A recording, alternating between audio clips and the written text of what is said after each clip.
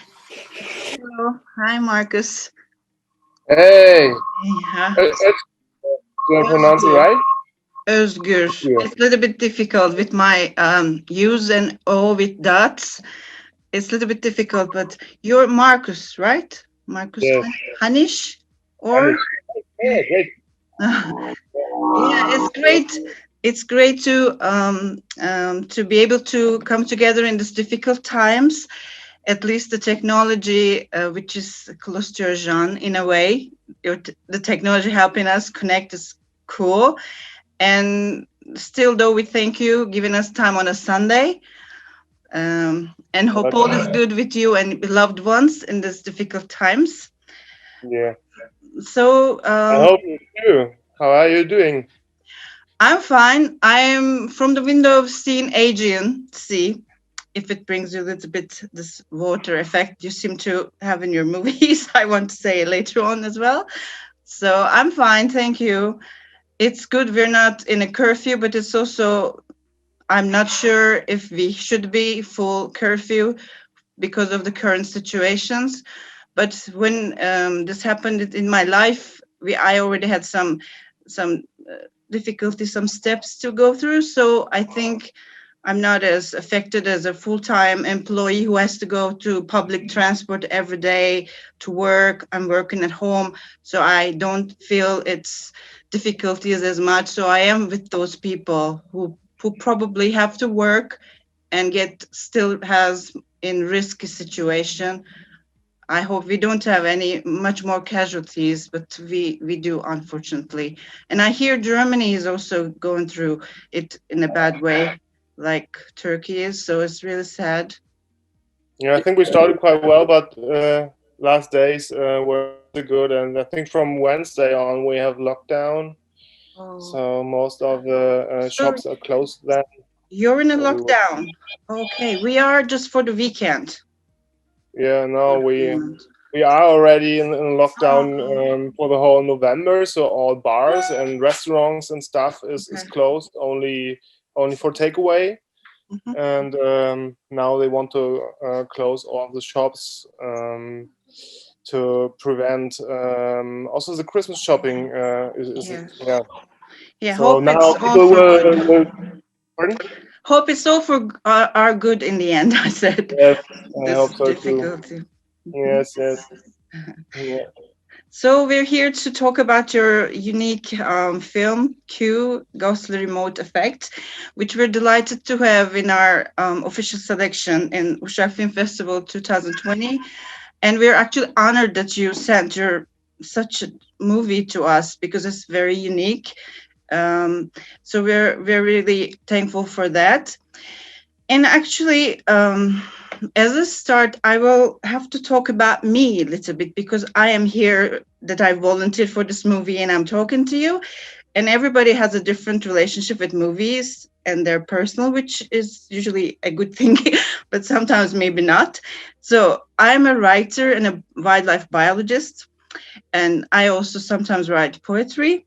So for me, when I watch your movie, that landscape itself, just itself, but also how it has existence on the storyline, and also that poetical touch to your movie, which is even just that poetical song lyric scene just puts it, although there's other surely parts in the storyline, but it was just the biggest maybe um, kind of like hybridization of science fiction movie into this more human nature, emotion, information versus emotion.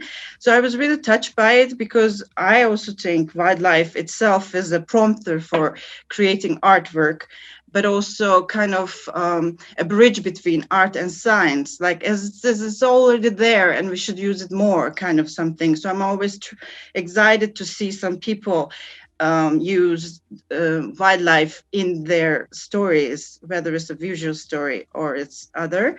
So I was really hit by it. But then I'm still continuing on me a little bit, but this is how I'm going to get the entry part done. I usually don't like my connection with a artwork be infiltrated by information about who made it, what kind of, all these technical details. I find it's best I give some time and I'm alone, and then had the others enter. And because I'm gonna have to talk with you, I had to. So when I'm there, kind of little thinking it wasn't yet the time. I still had your movie unrolling in me like layers of onion, like it's so multi-layered and it's symbolic and it's going on in me, and I'm like, I'm gonna now have to read something maybe or look. And I looked at your Facebook page, I didn't know where else to start, but and then I saw that science fiction poem as a genre and I was like, hey, that's cool. I didn't know because I'm not organically from cinema scene. Actually, I'm a writer, as I said. So then I said, this is, yes, that's done. I can tell my story how I went, because I'm a writer. And it's funny that all of a sudden I have already also, I'm ignorant about science fiction, volunteer for this one, I'll get this one. And then so I thought it was really right, it was there. So sometimes some things are symbolic, but also very much there. They breathe. It's just some people see, some people maybe don't, but I saw it so nice. So I can start it with that maybe. How does somebody start this first steps to produce, to give birth to something science fiction poem? Can it be again this magnificent, magnificent, I can't say it all of a sudden. The landscape, could it be where you started, or how did you start? Where is your start point for a science fiction poem? Well, I think this poem. I'm not sure if anyone else created this genre or if it's already a genre. For me, it's quite an interesting mixture of elements, because the film starts in a very in a genre typical narrative with laboratory, and raises questions which typically an action movie or a sci-fi movie rises. But then it takes off into something else. It goes somewhere else, and it does not answer these questions, because those questions are not important anymore at the end. It's more about what. It's not that important where they are going or why they are going. It's more important what they experience and what the audience experience while watching them and observing them. So that's where the poem comes into the sci-fi, I guess, because the genre typical narrative transforms into something more sensible, more experienceable, tactile, maybe. So maybe it starts off as a Ridley Scott film and ends as a Terrence Malick film, So I tried to make this transformation. So that's why I combined sci-fi and poem. Yeah, and the starting point for me was actually the encounter of a human and a robot, and how I did some short films before that film, which are dealing with the Turing test and how human-like robots move and behave and rise self-consciousness and stuff like that. So this is part of a series of short films that are not connected but dealing with the same theme. So this was a core theme I'm still dealing with, and when I started writing this film, some months later, Ex Machina came out, the film about the Turing test from Alex Garland, which I really love, where a robot is tested and falls in love with a human being, and we wanted to shoot this film in the woods in eastern Germany, so it was not supposed to play in Iceland. And when we tried to shoot it there, it became summer and hotter, and there's some kind of a fire risk level that rose, and we were not allowed to shoot in the woods anymore because we could have started a fire. So we had to cancel the shooting for this time, and my girlfriend, with whom I developed the film, split up with me. So I went to Iceland to get a free head and do some hiking and find myself. I don't know, whatever you do when you split up and very sad. And suddenly I found myself in this amazing landscape that's changing all the time. From sunny to cloudy to ice to snow, whatever, so dense. I found myself location scouting. So yeah, that's kind of the journey of the film. It started with this robot human theme over a personal relationship to Iceland. Yeah. And I thought, well, this landscape is kind of an outer projection space for the inner world of our protagonist. It's perfect because it's it's so very much the core of nature. I saw a correlation between her inner nature and how it's changing, and the outer nature in Iceland. So it was, for me, it was obvious to put that together. Yeah, thank you. Yeah, it was nice learning about this because sometimes we see the end product and we it's for people who are watching, some are students of cinema. It's always a good thing to listen to these people, how they come up with their end products. But for me, sometimes, because I'm not in the cinema, as I said, I live with this movie for a while now, and I'm really thinking, because for me it's so symbolic, because it's so much open-endedness to it.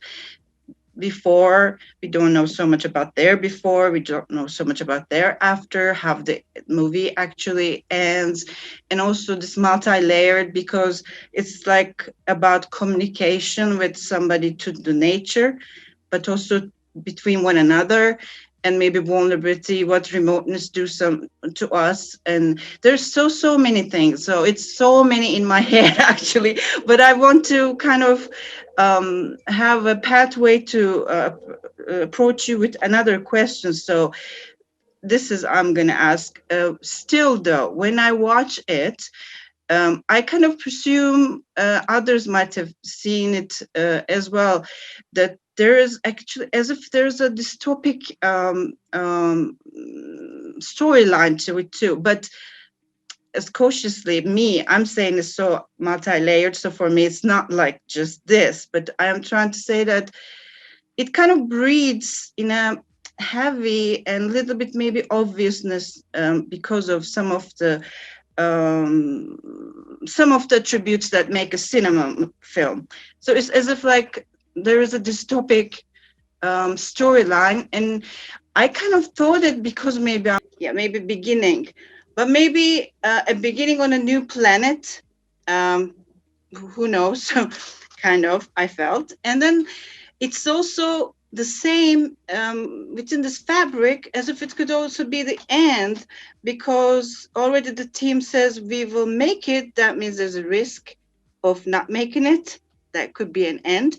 And also, I would like to incorporate my team members also questions, so it's not just me. They thought the blue colors, and also, as I said, the setting and storyline, it's like a dystopic movie in a way. But there's also this creepy sound sometimes you hear. So maybe one audience could watch it like that. Maybe they did they perceive it like this, the audience, as a dystopic movie?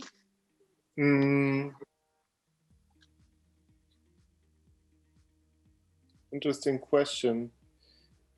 Or maybe if I think what you just pointed out was that the film has several endings and maybe beginnings, and I think that's true because it's also working on on different layers. There's this narrative from the beginning that's not coming to an end, but it's transforming into this experience, and she starts to get emotions, if you want to say it like that. So there's a beginning, but yeah. I mean, the question is how you But you can interpret. pass any question if you want, or you can modify my, because we just should be talking. It doesn't have to be strict to the questions. You can move somewhere else from what I said, really. Just Yeah, feel free. yeah, okay. Yeah, you talked about the alien-like planet, or the landscape. That's maybe a part of why people perceive it as a dystopia. And I think it sticks to her journey of emotions, because she, as a protagonist, discovering her emotions is also a journey into an alien-like nature if she experiences this for the first time. So kind of this surrounding is reflecting her inner state. Yeah, you mentioned it before in a very nice way. I even thought about the something that I'm going to say now. Actually, there's also, as I said, there could be interpreted as beginning. And in this beginning, when I think about this movie, the water, be it as a river, be it as a glacier, it was so existent. And water is like beginning, and in this Darwinian sense, even like the beginning, it's so much. Maybe because I'm a biologist, but for me, water is always a sense of beginning. And also, though, it's not just maybe the water, but flow. And I watched your movie only once, but I found I was happy I could watch another work by you, Love Note. And it starts with this cute, very cute beginning with the lollipop and and there again, the water. I was like, oh my God, see? But not just water, flowing. So it's like there's an action, and you always talk about change. So and for me, it's nice that they come together like that, because, for example, for me, glaciers in the beginning, first part of our chat, you thought one question would be like climate change, this topic, maybe appearance to the film, maybe because they're glaciers and they're retreating. But my husband is from Alaska, and where he is from, one of the glaciers is like you can nearly drive to the front of the glacier. So it was in people's lives and nature. And so for me, the glacier doesn't only climate change. For me, it's very wise, moving, liquid, but slow. So you talk about change, and there's this flow and fluid and all these. It's like, yeah, you also symbolically put it in the matrix of your film. So really, hats off to you, or something. What they say in English, Thank I you. really like that, because I like it that these kind of things only allow the films to be time resistant, or else they won't give us anything when we watch again. But when there is such things, so I really like that part about this movie. Thank you. And I think I was gonna say something now, maybe in case we run out of time. I thought, for me, if anybody would tell me, do you see this topic, or dark, or some varying, oh, we will make it, kind of humanity will human, I would say yes in some ways, because I realize that the dialogues between the robot and this woman, for example, two times she doesn't listen to the robot, or doesn't believe. It's like us with the science. We make science, we find what is scientific method, we do things, and then we say climate change, and then we don't listen. Mask and distance, we don't listen. It's like robot again, it's going to be dark, and she questions. And there was one more time, and also, And in real life, also in her journey, she starts overcoming her obstacle of not believing in science because she starts some spirituality or starts Oh, having some beliefs. And also in real life, you start changing your behavior into maybe a greener perspective or a more holistic thinking perspective. If yeah, you well, believe in something, you so believe. maybe it's a Yeah, I journey must from go back great and from listen to fact. what you said. I thought I might have not have embraced fully because, as I said, I'm already in this big, and then there's too much. But yeah, for me, it was a little bit like that. There's dialogue, and then there's also this trust element. I feel as if she's tries to protect her, and maybe she's done for it. She's made to protect her in a way, maybe, and Mhm. and so she, as if I thought she's gonna check her pee, the content of the pee, maybe if she's healthy enough or whatever. And again, as if there is no trust. So I thought it can be nearly seen as like humanity and science, like how are we? So, but I don't know if you ever did you ever had a criticism of humanity with artificial intelligence or the science? Are we I'm so failing glad to science? hear your perspective on that. It's a very I like it. It's a nice perspective of thinking of that theme when you Mhm. see that scene. Yeah, Yeah. yeah, maybe because I also like peeing a lot as a wildlife scientist. That scene for me was so cute already, and I thought it's also cute that she's. I think she's trying to check if she's okay because pee reveals so much and stuff. It was like so cute, and maybe continuing from here, I want to ask you this because in even Love Note, there's so much blend of human nature and artificial intelligence, kind of this cute blend, as if like you believe in human nature, you believe still not fully being robot, but as if we can be together work better or something. And do you think in the movie maybe the one of the heaviest sentences like we will make it and the whole team smiles and stuff? So do you think hope is the most maybe pinnacle of human nature feeling, like like hope? And you can pass Oh, again. what a big question you come up with. Because I thought Well, in that movie of course, it's beginning and important. hope, I thought hope was a little bit strong. I mean, as we are, I think hope is very. I love to see films that are made with hope. Hmm. I have a lot of. I see a lot of dystopia in the TV, so maybe I also want to see and to make films that embrace hope. Yeah. For me, it's very important. For example, and as I said in your film, even if we could watch it as this topic, we could go back and we could find hope too. So it's good. Even lichens there. There's also hope is usually in the communication, healthy communication. This lichens, they're fungi and algae together, symbiotic relationship. I went all crazy, all these details. I'm sorry if I'm taking it too far out, but for me, even the lichen there was like hope.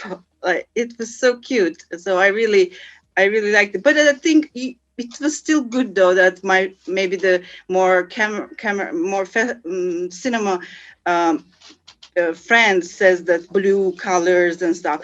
Maybe it's good though, because if it was too warm, I don't think it would be this powerful because cold doesn't always mean bad.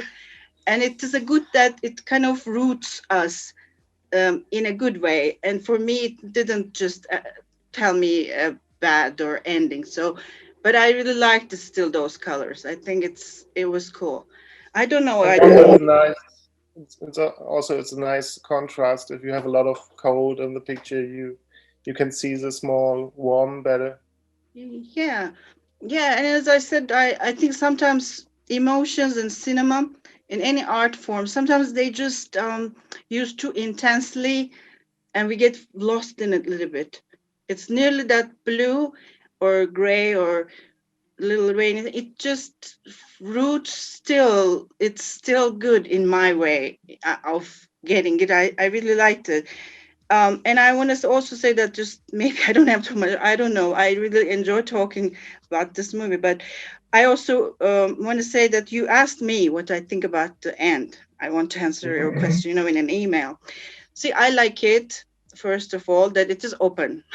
We don't know if robot left will come back or when, whatever. In a way, we don't know. So it's good. But if I look more closely, maybe to the scene, she looks more in the sky. I'm sorry, I couldn't ever thank your crew and this beautifully acted works. I don't know their names. I'm so sorry, but she looks at the sky and it's like horizon a little bit again. It's like a good hope, and maybe she'll make it. But maybe when you talk about the change, their interaction, even the very beginning of the movie, she's eating something. Like she's human, she has to eat this granola or whatever. She even appears in the scene like that versus the robot. And then she then even questions if she's arrogant even to a robot. But then robot also probably changes. So it's like this evolving and changing. And I thought maybe, as I said, if for example somebody would ever think some of the things I thought, if they ever saw is as well, especially maybe as scientists, because I am a scientist and a writer, I really liked it because in a way maybe the need, like if she left, it can be considered maybe we didn't treat this what we produced to help us, then we didn't treat it with respect, we didn't trust, and she could have left for that, for example. I mean, just one of the, or she doesn't need her anymore, or she won't need her that much anymore, or something like that, because that contrast was important for me. I don't know, it's just this eating something, this body again, life, and it was maybe what we need, we create, we don't use respectfully, but maybe she'll come back. So I really thank you that it is open end. Maybe if it was more close, maybe I would have whatever. But I'm so scared I might be off time, but they can chop it. I will still ask you about the sound, the birds. Did you ever cut any sound of birds off, or did you not get any birds?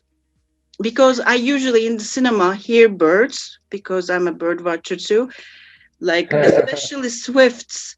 There's so many movies that can't delete swift noise. And I saw on your Facebook page there's a photo in that scene where there's a big wave, as if I saw birds photo from that location or something. So did you, Did you miss the what sound of the birds? did you delete them?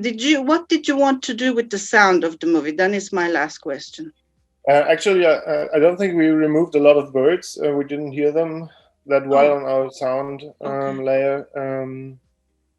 And the barking sounds are animal sounds in search for a partner. Oh, that So creepy sounds. yeah, Okay. a bit creepy, but also from animals' perspective, in love. Oh, all right. I just thought, I was just thinking if this is intentional with the noise of her, the blinking. Yeah, of I course, thought we have as a great sound again. designer who came up with Yeah. sounds. Okay. I thought you wanted that still a little bit the atmosphere with the sound. I thought it was a little creepy in some ways, or there's some times for something. Maybe because they say, "Will we make it?" Anyway, I think I don't have much more time. As I said, I can always talk more, but it was nice meeting you through your movie, and nice. I'm very appreciative of your time, and we tried so many times and it didn't work, and etc. I'm sorry for my internet connection, and hopefully we'll meet again, maybe in person. Yeah, that's good. Thanks a lot. It was an even better interview for me than for you, maybe, because you told me a lot of interesting perspectives. Thanks a I'm lot for I'm happy sharing. to hear that. Maybe you can get me as a volunteer of your team one time. Joke. Yeah, okay. I Yeah, will because come back to that. Good. We'll keep in touch, and Happy New Year and Happy Christmas to you and all your family members, and stay Thank safe and you. You healthy. too. Thank you so much. Thank Bye. you. Bye. Bye.